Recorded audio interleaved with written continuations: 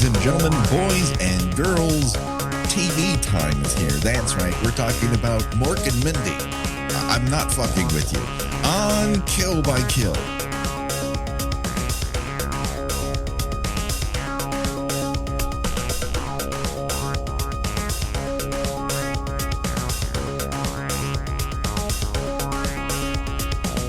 Well, greetings and salutations, Internet. It's your old pal, Patrick Hamilton, coming to you once again from Boulder, Colorado. This is the Kill by Kill podcast, where we're dedicated usually to celebrating the least discussed component of any horror film, the characters. And of course, on our off weeks now, we try to talk about horror tangentially related episodes of normal TV shows. And of course, there's only one person that I trust to support the Chicago Boy Scouts. The one, the only, Gina Radcliffe. How are you doing today, Gina? I thought you were going to tell me the only person I trust to bring me mounds and mounds of cocaine. This is a very cocaine-driven episode of television, which I am sure is true of every episode of Mork and Mindy. A TV show I'm sure I watched, but as I watched this, I'm like, this happened? Because I have no recollection of any of this. Oh, I very much loved this show when I was a child. I don't, obviously I don't remember this specific episode. I was on maybe 7 or 8 if that when the show premiered, but I loved Mork and Mindy. I had a pair of hamsters named Mork and Mindy.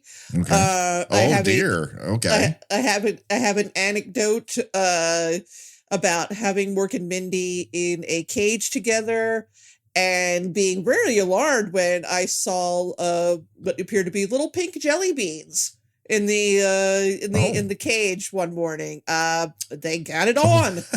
They had little Morklings.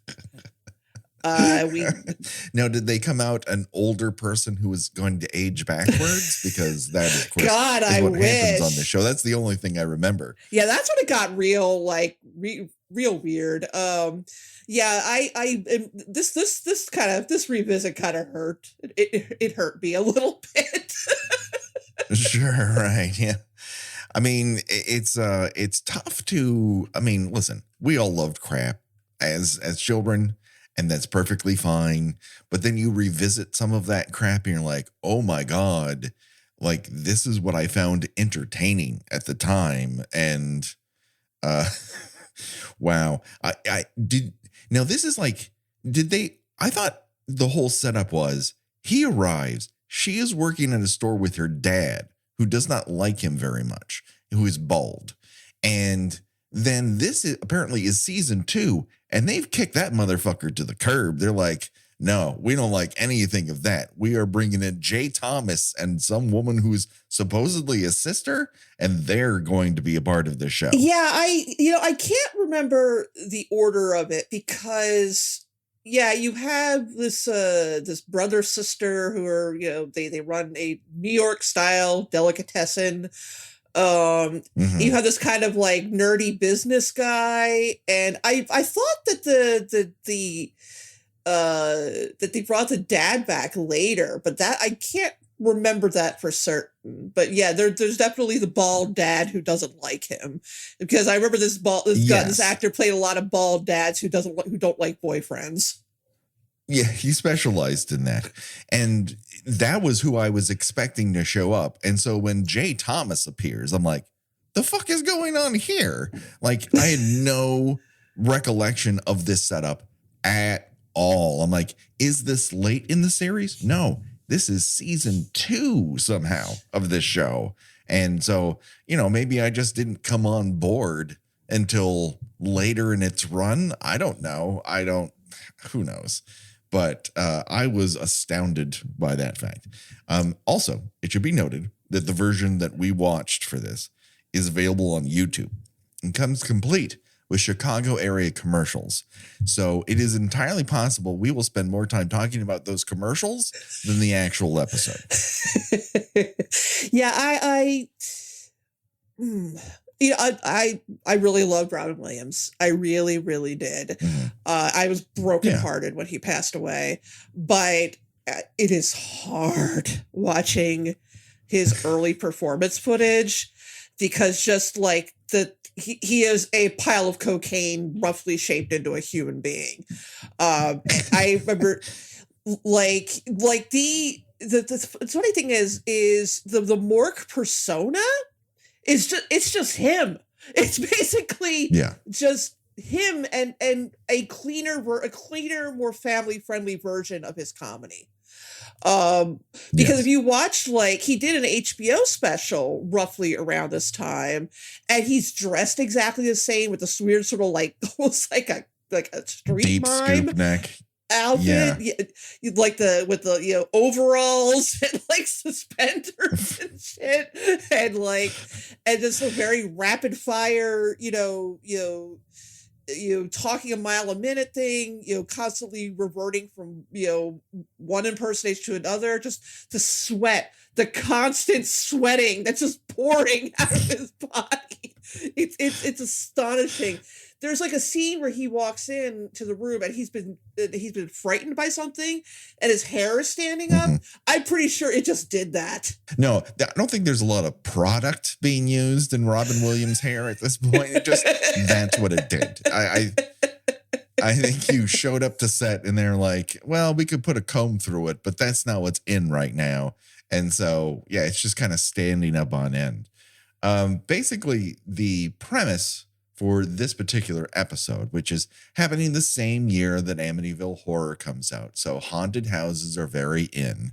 So I'm sure it's riffing off that. And one thing we didn't mention, actually, on our Amityville Horror episode for Amityville for the holidays, we said, it was the number 2 movie in theaters behind Superman. Superman was nowadays, the way you would count that is that Superman was released in Christmas 1978. So it really was that was competing with Grease for the highest grossing movie in 1978, which pretty much puts the Amityville Horror in the number 1 slot. That's how fucking huge that dumb, boring movie with 2 very sexy people in it is. And so they're coming back. It's Halloween. They're going to do a haunted house episode. And somehow Mindy's dad has moved away and she is now responsible for selling this house. And she is reticent to do so because she grew up in it. And you've got Tom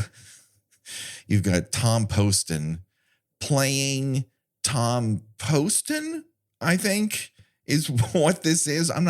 It's not a character so much, whatever he's doing here. Yeah, no, he's just kind of their stuffy skinflint neighbor. Yeah, I think he lives in the same apartment that they do, which appears to be like a duplex. Like they live in the upstairs and maybe he lives downstairs. Yeah, something like that, yeah. And so for some reason, he's like in the market to buy this house and she's going to sell it to someone she knows, which hire a real estate professional, but okay. And then Mork appears walking through a door that he's wallpapered over. Yeah, and this is also the point where this character is popular enough with audiences where it's I call it the Happy Days phenomenon, where you have a show that's filmed in front of a live audience and the character appears on screen that has to stop and stand there for about 15 seconds while the audience wildly applauds and cheers them. I mean, he can't do anything without the audience literally falling apart while he does it.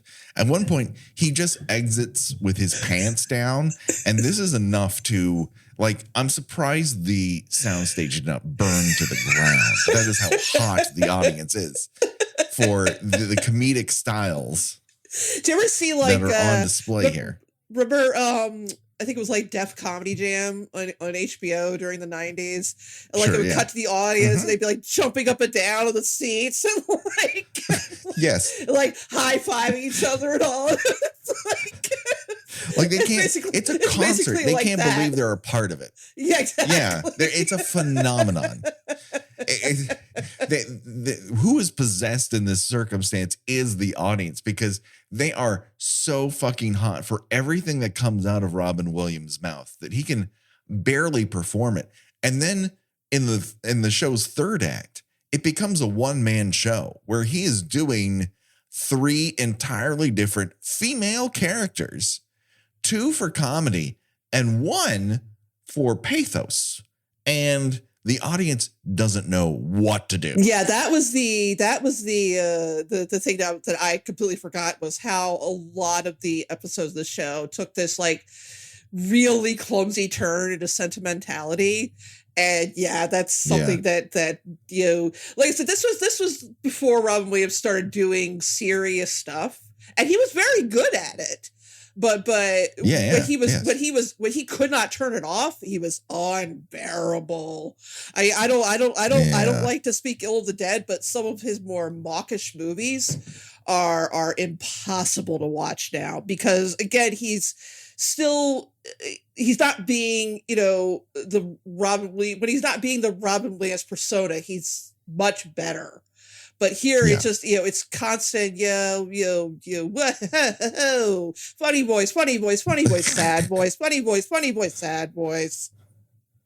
But you're right. That people and his idea of what is feminine is weird. Another issue here. I do like the little fan opening gesture. That was very funny. Yes. Yeah. Mm-hmm. Yeah. But you're absolutely right that when he does this turn where he's like possessed by the ghost of Mindy's mother. And you can tell that you're right, that the audience doesn't know how to, they're like, is this supposed to be funny? Because you could hear a couple people in the audience be like, just kind of goes silent. When is he going to sit on his head? I guess is the question I have. Is what you can kind of mill about in the audience. When is he going to make a fart noise? I don't know what to do here. Is this an impression of someone who isn't famous? Is kind of the undercurrent of what's going on. But they kind of set it up that Tom Poston might be buying this house, and then but then they go to the opening credits, and we reveal that that Jay Thomas is in this, and I'm like, oh my god, Jay Thomas. Was the goal with Jay Thomas to find someone slightly hairier than Robin Williams as a contrast? It's not just people from outer space who are this hairy. There's also Jay Thomas. And there's Cousin It. That's all of them. If you were to there are 3 kinds of men. There's a Robin Williams, there's the Jay Thomas, and Cousin It, and there's nothing in between. Oh boy. We got the first commercial break, and this is where I discovered that Sears's approach in 1979 about a sale was to go, here's a bare stage and a guy who looks like he works in Fantasy Island to tell you that TVs are $50 off. Did you have when you grew up, did your parents have one of those 500-pound console televisions in their living room? Yes. It was immense. The biggest console thing that we had was actually a record player / radio.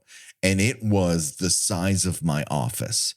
It went on forever. It was solid wood. Everything was packed into this one giant console.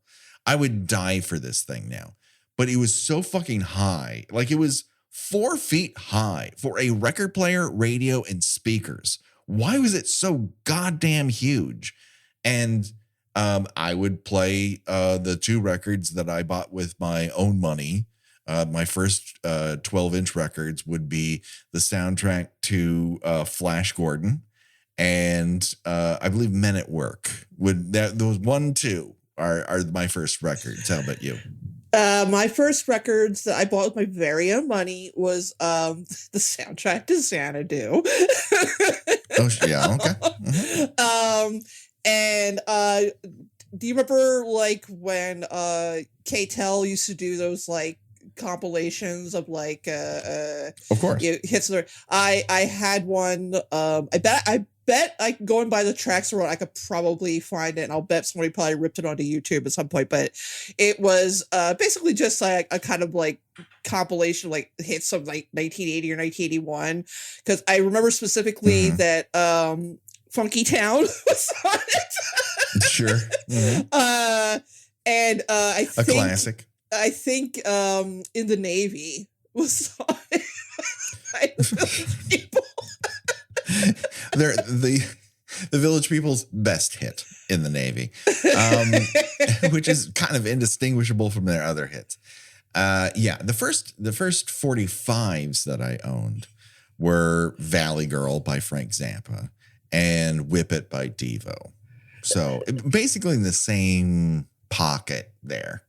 But those weren't full album purchases. I wasn't cool enough to have an entire album of Devo. I only had the 45. Yeah, my first 45 purchase was Rock the Casbah.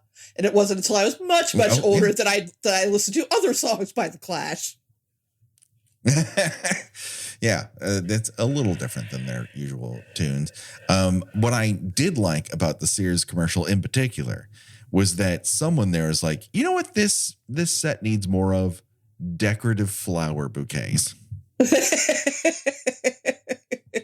It gives it a touch of class.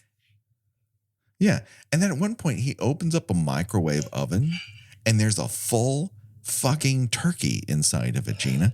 Who microwaves an entire turkey with its legs trussed, I might add, and what appears to be vegetables underneath it? Don't you remember? And I'm being totally serious about this. That there was a time when like we were basically told that microwaving everything was going to be like the wave of the future. That like eventually you wouldn't even need an oven or anything. You could just nuke everything. Oh my God, I can't imagine if you put a full turkey in a microwave goddamn oven. It would never be done. It would never be done. No, and it certainly wouldn't look like it looks in that commercial, which is like somehow they're going to hand it to Scrooge on the Christmas morning that he wakes up, understanding what the Christmas spirit is. It's just like it's basically going to be, scorched on the outside, still frozen on the inside, and full of cancer. Yeah. I do like that Sears' whole approach at this moment in time was, we've been around so long, what could possibly take us off the board? And that proved out to be a great philosophy. Disco lives forever. What I did not particularly care for with the Tom Poston section of this is this house that you might want to buy, was at one point, Mork sends off Mindy because she's going to make dinner for a friend. And he's like, yeah, go make dinner for me. And it's a domestic violence joke, I think, where he's like, she likes when I talk rough to her. And it's like, what the fuck is going on here? Why is this funny? Well, I mean, again, think of it from the perspective of like 1979, and also that like Robin Williams looks like a big puppy dog, and nobody would ever actually believe that he would hurt her. So, I mean, I could see at the time where people would find it an inoffensive joke. Mm-hmm. I was thrown by that, but not as thrown as once you get back to Mindy's apartment and she's made this meal for her friend. And she's like, selling my childhood home is the toughest thing that I've ever had to do. And then the friend's like, the toughest thing I had to do was give a physical to a doctor in his Corvette. And she's like, I'm still picking fiberglass out of my skin. Like, what the fuck was happening inside of Corvettes with fiberglass in 1979? Because the audience is like, this is very, very funny. And I'm like, I don't know what this means. It's like, did she have to crawl through the windshield or something to escape? I don't like fiberglass will be on the outside of it. So like, yeah, did she have to like pop out of the door to get away from him? Was this sexual harassment? Was she attacked? I don't know. It's not particularly funny. It is just very, very odd. Just as an aside real quick, I watch a lot of old commercials because I do find them very relaxing, and I do enjoy the weird little jolt of nostalgia, but it is interesting how, and it's one of the billions of things I insist I'm going to write about one of these days. I never get to it. Like even well into like the late 80s, like the casual jokes about sexual harassment that were prevalent in commercials. Like there was a toothpaste brand. I don't think they're around anymore, and good riddance if they're not. it's not Pearl Drop, Ultra Bright. Ultra Bright is and it's basically like everything. They're all sexual harassment jokes. It's like, oh, I'm a doctor who never noticed my nurse until she had a brighter smile. Now we're examining each other all the time. And it's like, ew. Oh, no. No, you are coworkers, you fucking asshole. The 70s, babe. So classy time. So Mork pops at Mark. Let's call him Mark. Mark and pops Mandy into the apartment and Mark and Mandy. He pops in and he is frazzled. And he's like, a whole bunch of tropes happened to me from the Amityville Horror. And he knows a lot of famous athlete names for being an alien from outer space. Like, why does he know so much pop culture shit?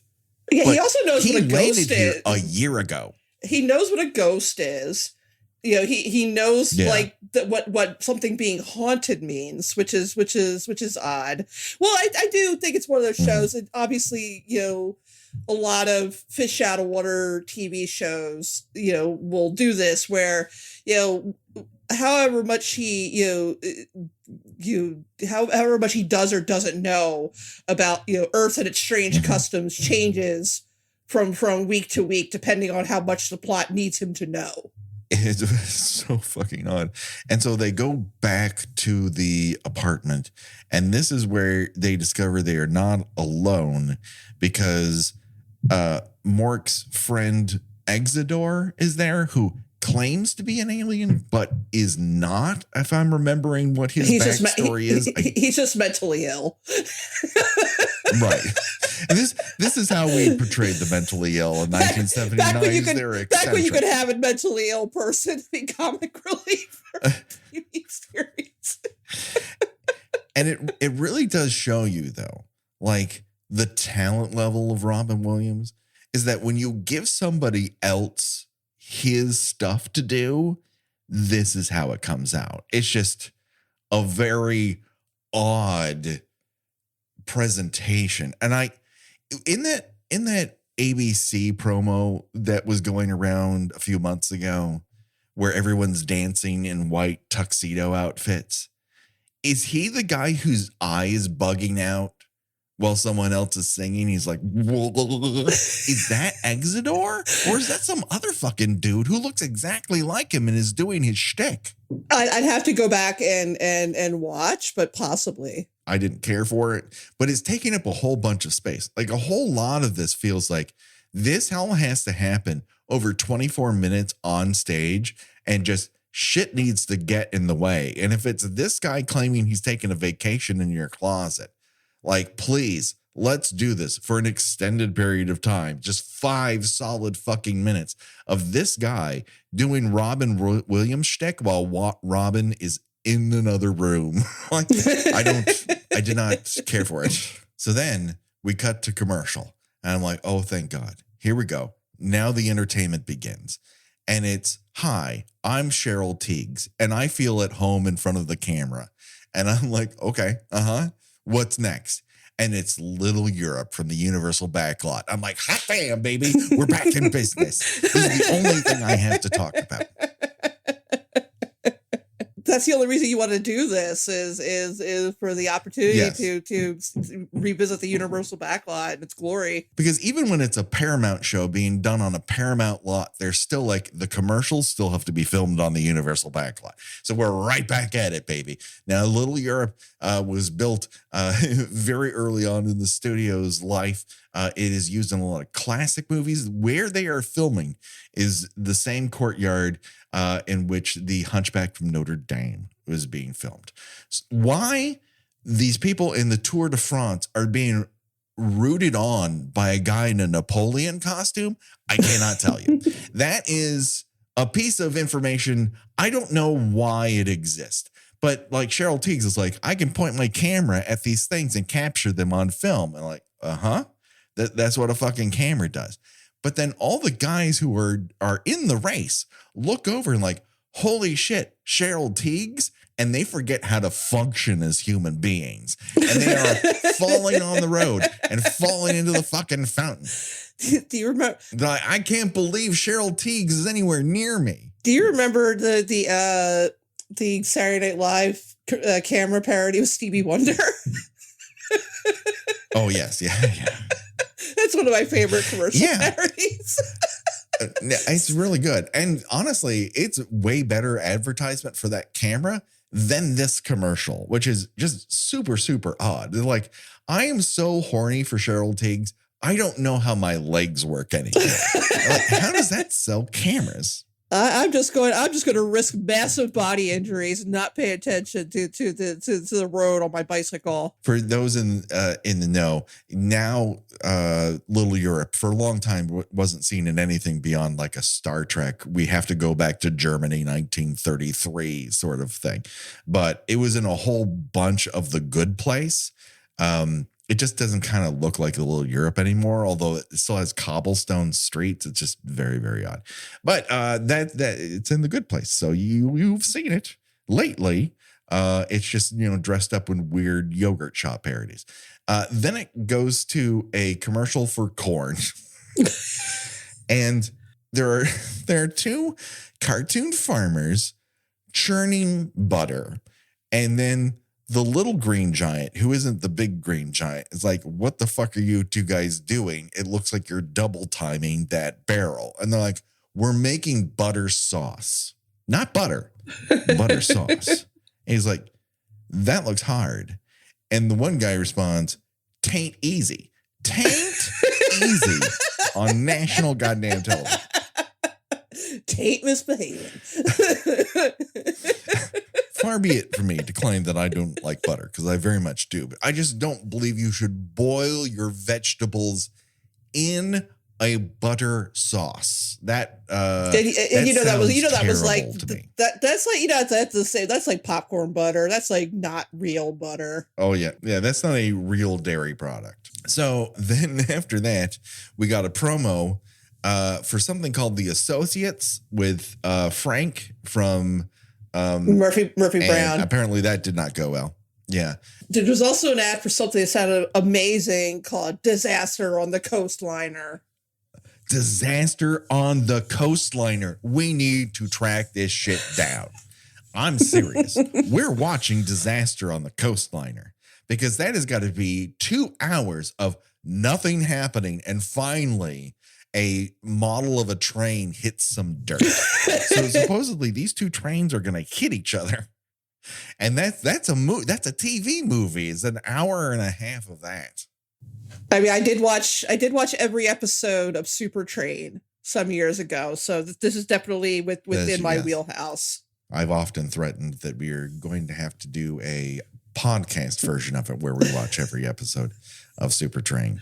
But I think that would land us in the hospital, because that would force you to watch it twice. I think the happy medium here is to watch Disaster on the Coastliner and simply make a lot of references to Super Train. I agree. So we cut back to the deli that somehow Jay Thomas owns. And he is asking Robin Williams to do a lot of impersonations, which go, I'd say it's about 50-50 on those impersonations. Yeah, I mean, we've got the Jack Nicholson, which a lot of comedians in the 70s and 80s did. None of them did it well. It is interesting to see someone's impersonation of him pre The Shining, because I feel like it changes a lot after The Shining, where everyone's doing Jack Nicholson in The Shining impersonations, as opposed to Jack Nicholson, the coolest guy you know. Like that's what Robin Williams is doing there. Is like he's like Jack Nicholson, on the sidelines of a Lakers game, as opposed to Crazy Man Jack Nicholson, which I think happens post 1980. Like everyone just goes, "Oh, that's Jack Nicholson now." Like, you can't really like do an impersonation of Al Pacino anymore. It's all post Heat and The Devil's Advocate Al Pacino. Like no one's doing impersonations of him robbing a bank for his, to get his trans girlfriend an operation. It's all, hey, yeah, stuff. Right. It crosses a demarcation line where the inherent thing goes. And then he does Charles Bronson. And I don't know what the fuck that was, because it didn't sound like Charles Bronson, nor one of his more famous lines. It sounded like something out of Conan the Barbarian. Yeah, the funny thing about Mork is everybody has just kind of accepted that he's this like little weird guy that Mindy always has like hanging around her all the time, and so you got these kind of sort of almost treat him like a doll, where you pull a string in his back and he does stuff. Right, exactly. So we discover that there's a book written about the house, and if you have a book written about your house, shit has gone sideways there. I'm sorry. It's time to move out. That's just what happens. Like, if someone took the time to write a book and it got published about your house, move the fuck out. Tom Poston shows up.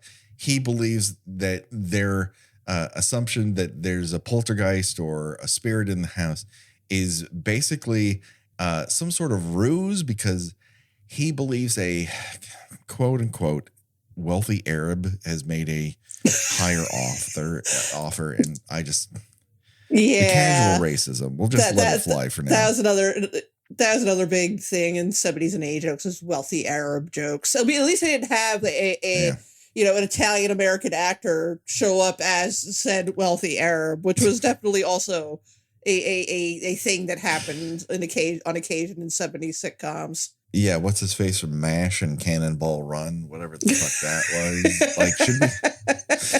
was. Like, someone's got on Patreon, someone's got to force us to watch Cannonball Run again, because you talk about a movie I watched the fuck out of that probably is no good at all. I just like, yeah, it's probably a great Adrienne Barbeau breast delivery machine, but outside of that, it's probably terrible. Like, a great breast delivery machine, a great mustache delivery machine. That's about it. Yeah, that's but right. think about let's go back to a minute to this. Let's go back to a minute for a minute to this book about Mindy's house. She mentions many times that she grew up in. It's her family house, but she did not know any of this information about it. Right? She mentions these sisters, Lucinda and Isabel, I think was the other one. And Mindy's like, oh, I guess they must have been my aunts or something. It's like, okay, no one ever mentioned them to you at any point? They built this house. They straight up murdered a dude, boarded themselves up inside, and no one mentions this as you grow up inside this house. And then she talks about, that was my heights from 2 to 13. And she says, like, I lived in that house for 10 years. And you're like, what did you do before? What was it early? Did you move out of the house? It doesn't make any fucking sense. I'm sure to them, they're like, we don't need to explain this. But after the fact, would you like it explained? Just how nice of like the kids in her neighborhood to like, never bring this up to her. Right. Yeah. No relatives like, yeah, it's really brave of you to live in that house where a man died because 2 sisters were jealous of each other. This information then comes to light as Mork puts on a one-man show, including a hand fan. Exeter invites them to go to the beach in the middle of a rainstorm. And so the 2 spirits depart with her. And then Mork is inhabited by the ghost of Mindy's dead mom. And the show just like grinds to a halt for this maudlin scene. It's supposed to be heartfelt. And you're kind of like, what the fuck is going on here? It's really hard going back and listen, I've written at length about television from my childhood, and it's always so weird to see sitcoms take a serious turn. Predominantly because they like a lot of times the subjects that are covered, they're never mentioned again afterwards. Like one of my favorite examples of this is the rather famous episode of Family Ties that essentially becomes like an actor's workshop for Michael J. Fox, where he's like on a bare stage and wailing to the heavens about why his best friend has died in a car accident, and he's still alive, and everybody's very worried about how Alex is processing this friend who has died that has never been mentioned before on the in the series, and is never mentioned again. He just he processes his grief in this one episode, and then in the next episode, he's back, saying some shit about Reagan. He's fine. It's like, we did not know how broken up Mindy was about her mother's death at this point. Now, it's obviously a logical thing for a person to be, but I think it was just assumed that her mother had died at some point, but now it's, well, I haven't gotten over losing her, and I don't want to sell the house. And then all it takes is like basically Mork channeling her and being like, there, dear, like making her sound like a governess in Great Expectations. You should be covered in cobwebs. Because I'm sure that's what Mindy's mom sounded like. Yeah. And then she's fine. It's all over. Oh yeah, everything is fine. And there's no resolution to whether or not the house is sold. And then, and the other part that I had forgotten until rewatching this is the end of every episode is Mork reporting back to Orson, and it's basically Robin Williams doing a 3-minute stand-up set. Did Seinfeld just rip off Mork's report as a like? Aren't they exactly the same thing? Like a framing device, kind of like summing up what the show was, what the episode was about. Yeah, pretty much, I think. Right. I mean, yeah, like Jerry Seinfeld. You know who had a good idea was Mork and Mindy. We should do that. And then he fucking did. And I was like, oh, you're so original. No one has ever done this before. Yeah, they did. It's fucking Mork and Mindy. Wake up and smell the coffee. I'm a Mork and Mindy truther. Who died in this episode? Nobody. I mean, in the episode, nobody dies. But I guess one guy bites it, basically going the psycho way where they poisoned his tea. And then 2 ladies who participated in that murder just go insane inside a house. And then Mindy's mom, but we don't know how she passed away. She just died of, we don't want to have her on this television show disease. So if you were to die in one of those ways, which one would you choose and why? Poison tea is pretty, a pretty old-timey Victorian way to go. I wouldn't mind that. Poison tea is great. I mean, I would like it if I got poison tea and then a shovel to the back of the head and I comedically fall on the table. Like, that's really the way to go. Oh, heck yeah. But we can't all go the Psycho 2 way. So what are you going to do? I keep asking Becky to make it happen. She's like, we don't even own a shovel. I'm like, fucking buy one. Like, we can order that shit on Amazon. Just clank me on the back of the head and take me out of my misery. But she's like, no, I would like you to help raise your child. And I'm like, all right, fine. Day after he turns 18, baby. That's right. Well, listen, I'm going to give it to her as a present with a bow on it and a tea set. I'm like, let's make it happen, baby. Just the tago says, it's time.